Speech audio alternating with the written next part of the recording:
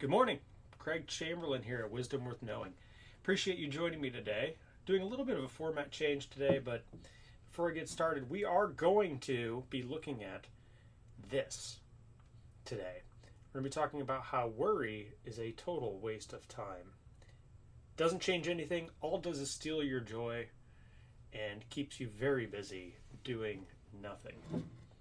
So that's going to be our topic of discussion for today. And as always, I'm going to let you guys come in on this discussion. I apologize for any technical difficulties. I'm experimenting with different formats to see kind of what works the best. And before I get started, as you guys may or may not know, I've talked about this a bunch of times before, Audible has been a lifesaver for me. If you're like me, you do like reading books, fiction, nonfiction, or maybe you don't like reading books because they've never really interested you because you fall asleep like halfway through the page. Audible is an excellent source for kind of finding that happy middle ground where they actually read the books to you in your head. I listen to probably at least one book a month. I try to. But consider going to audible.wisdomworthknowing.org. You will help out the show and get a free 30-day trial. You can cancel anytime, and you also get your first audiobook for free.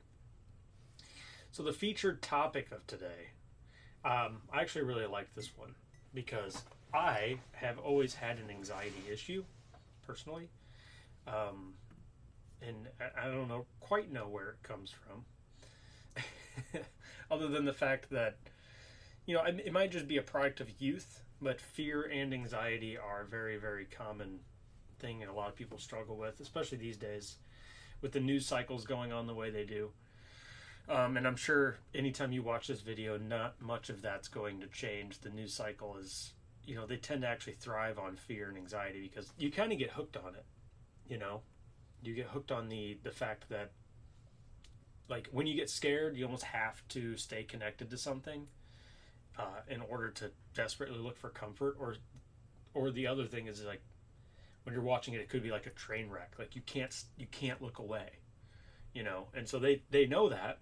Media companies and stuff. So a big part of, their business model is to just kind of keep people hooked and afraid. But anxiety is just one of those things where it's very difficult to put into words how to describe it. Now, if you've ever experienced panic attacks, this is something that I've struggled with throughout my life. And thankfully not so much now as I used to. So for those of you out there who've had anxiety issues, there is hope. If you struggle with panic attacks, that's like adrenaline pumps in your system and you start freaking out. And in the 10 to 15 years I've really kind of dealt with anxiety and worry, I can honestly say that this is absolutely true. For the person who is anxious, including myself, the trap of anxiety is that you think that if you don't worry about something, it's going to happen. Like, that is the ultimate fallacy of anxious thinking, is if I don't worry about it, then I can't prevent it. So, like, in our heads, we get this idea that if we don't prepare ourselves for the worst case scenario, then when it does happen, or if it inevitably does happen, I won't be able to emotionally handle it. And if I don't worry about it, then I won't take steps in order to prevent it from happening. Now, that's a trap, because in about 99% of the scenarios in which I worry, and I don't know if this is true for you or not, but about 99% of the scenarios in which I worry, it doesn't actually come to pass. So when I'm worrying about something, I'm generally just wasting my time, which comes back to the worry is a total waste of time. It doesn't change anything. If I have for example, let's say I have a worry that, if I have an irrational fear of, I want to think of a good one.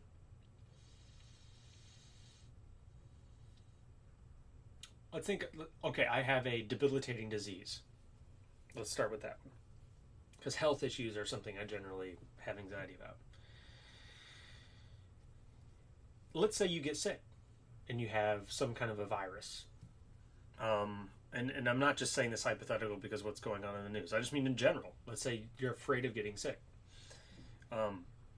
Is any amount of worrying going to cure you? I mean, really, think about it. Is your fear and your anxiety about something, whatever it is you're worried or anxious about, is it going to change the fact that it's happening? Or that it might happen? Like, just the thought process. I think it's an arrogance thing, and this might be part of my problem, is like, I think like, oh, if I just worry about it, it'll magically not happen. And it's like, well, that's not how this works, right?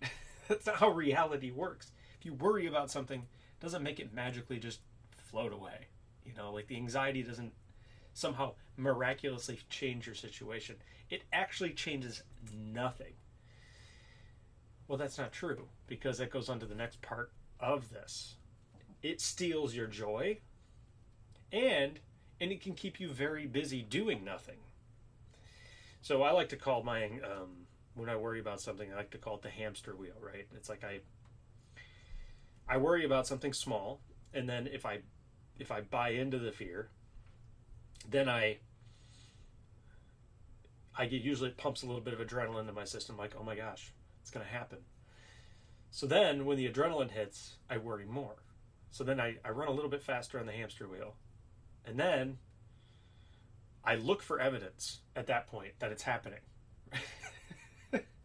And then when I find something that confirms my suspicions, it pumps a little bit more adrenaline in my system, and then I run a little bit faster in the hamster wheel. And it's like, you just keep going and going and going. And you're like, inevitably, you end up nowhere really fast. And in the hamster wheel, you can only run on it so fast, because eventually you are not happy because you're exhausted because you're running on a hamster wheel. And then second of all, you are very busy, but you're not getting anywhere. You know, that's why I really like this particular post. And you guys actually, I picked the posts based upon the ones you guys like. But that's why I do like this one in particular. Because with fear and anxiety, we can easily get on that hamster wheel of just running and running and running and running. And it's not super constructive. Now, knowing that and accepting that is like a lifelong process. Because fear and anxiety do have a benefit of what I like to call confirmation bias. And I don't know if you know what confirmation bias is, but you can worry about 100 things. 99 of them cannot come true. And then the one thing comes true. And you're like, see, I told you it was going to happen. And then that reaffirms the anxiety. And then, of course, because of that one confirmation, you justify further worrying, future worrying. And so the trick is to not let yourself get caught in the trap. And again, easier said than done. I'm 37 now. I would say I've struggled with a lot of fear and anxiety probably since my early teen years, probably late teen years. Mostly college was when a lot of my anxiety really started to settle in. And I've far from perfected this ability to identify and prevent my getting on the hamster wheel. But I can honestly say at 37, after dealing with it for like 20 years, that this has shown to be more true than just about anything else. It is a total waste of time. It will steal your joy. It will force you to look at everything through an anxious-based tunnel vision. And it just stifles your hope. You know, it's like, you know what? Something good could happen. Or it could not happen. There's always that. You know, we could focus on the fact that, hey, you know, something that's really helped me get through those moments. And first of all, if you have panic attacks, for me, the adrenaline has to run its course. Like, there's nothing you're going to say or do to calm yourself down after that adrenaline has been pumped into your system. The only thing, because at that point it's physiological, like you have adrenaline in your body, and there's no amount of talk down generally that's going to calm you down. You can do deep breathing, you know, If you really struggle with panic attacks, obviously talk to your doctor. I mean, there are medications for that. But once the adrenaline's in my system, I have to wait, and that's frustrating, very frustrating. But I have to actually tell myself, whatever's going to happen will happen, or whatever's happened is already happened, or here's the good thing to tell the anxious thing in your brain: I'll cross that bridge if and when I get there. Remember that. I will cross that bridge if and when I get there. I will worry about it then. And I've had to tell myself this, depending on the situation, several times in a day, or several times in an hour, depending on the situation. So you know what? No, worrying is a total waste of time. If that happens, I will deal with it. Because generally speaking, there's always somebody somewhere who has learned to deal with it. This is another thing where audiobooks come in real handy, is if you listen to experts or people who have kind of worked their way through those terrifying things. Human beings are amazing. It is amazing what a lot of people actively are living through, or have found the courage and, honestly, heroism of actually living through a lot of things we are worried about happening. We have an immense ability to adapt to things as they come. So, the next segment actually is going to be our discussion time. Now, you can join the discussion on Facebook. Generally speaking, the discussion can be open to just about anything. If you keep on topic, of course, it'll be a little more relevant to everybody if we talk about it, but you're more than able to share anything that you can think of, anything that might be crossing your mind. And I monitor the chat. It is going to be operated on a little bit of a delay, so I do apologize for that. I have no idea what that delay is at the moment because this is a new format. I'm going to actually check that out later. But on the discussion, we will take a look at... I can pull it right up here on my dashboard. All right, I got... let's see here. Thank you for joining us. Lorenzo, Yusratra, welcome back. Tanya, Denise, Lisa... here. Lisa Wall says worrying will never change the outcome, and that's absolutely true. Like, worry itself has no tangible power to change anything, right? The only thing worry really does is rob you of the immediate moment's joy in a lot of ways. So, absolutely true, Lisa. Somebody here says they are battling a popular disease as we speak. I don't want to even say it out loud because of the controversy surrounding it, but they said they're not worrying. So good for you. Actually, I contracted it myself, but I like to tell myself that I wasn't going to worry about it. But the problem is like once the fears kind of crawled into your head, it's very difficult to just magically be okay. Because I remember there were moments when I was sick, and I'm like, I know statistically there's only like in my age group and with my comorbidities there's a very small percentage of having issues. But then like kind of crawled into my head. It's like, but what if I am that small percent? And that's where like that other thing came into real use of. I tell you what, we will cross that bridge if and when I get there. I had to tell myself that like 1,000 times that day. And of course, everything I was afraid of did not come to pass. And had it come to pass, then I would have dealt with it then. But there was no sense in robbing my immediate peace. Like I said, easier said than done. But I did have to repeat that to myself a bunch of times. So, Tanya says, I'll have to replay this every day to remind myself to stop worrying. I know exactly what you mean. That's why I told you sometimes you have to repeat it several times in a minute. And if you got that, if you have that adrenaline rush thing going on, like sometimes it's got to just run its way through your system, and you just have to give yourself a little bit of grace while you wait for that to happen. Yasu Atra says, what's interesting is we lose ourselves while worrying. It would be just a little too late until we realize we're overthinking things just after losing a good amount of time. That's true.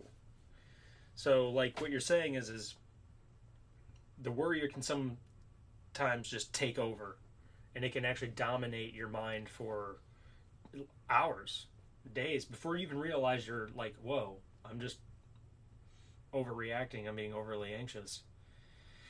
And like wow, I just wasted hours of my day. But heck, that's progress. Like just acknowledging and being aware. You know, I had a close friend of mine who used to tell me something that I think is absolutely true. He said, awareness brings change. Right? So, if you become aware of that you're doing that to yourself, you're torturing yourself with your anxiety, then you can actually catch yourself, at a future time in order to stop. And I have noticed that over time you do get better at it. It's like a skill. As you like catch yourself sooner and sooner. Like what may have normally taken days to finally realize, oh man, I've just wasted days, may turn into a day, which may turn into hours, which may turn into minutes. I do think that there is a skill with your own anxiety management. You have to learn a lot about yourself. What are your triggers? What are your anxieties? Do you need to avoid certain situations? And is it necessarily healthy to avoid certain situations? And of course, if you have a debilitating one, talking to a therapist is not a terrible idea, to help you identify those so that you can gather the emotional tools necessary to deal with it. So, Tanya said, how do you get yourself out of it? I have anxiety too. Yeah, I definitely understand that. I think we talked about a few tools you can use to get out of it. A lot of it's self-talk, awareness, breathing exercises are helpful. Talk to your doctor. Medications can sometimes, can definitely be helpful depending on how bad it is. But the trick is to identify when you're on. One of the big tricks is to identify when you're on the hamster wheel, and to try to figure out how to get off. So thank you all for sharing on discussion time. We can move on to the next part. Next segment here. Let me pull it up here. And just so you know, I do have a subscriber program. If you're not a Facebook subscriber yet, it's only 99 cents a month. It does help support the advertising for the show. You get a super cool subscriber badge. So when you're in the live comments in the section, you'll show a nice little subscriber badge. And all the funds for those at the moment currently go to actually promoting the page so that we can get more followers. So consider joining and go to subscribe.wisdomworthknowing.org or just go directly to the Facebook page. That's all we can do. Let's try not to worry. Wait a minute. Worry is a total waste of time. It doesn't change anything.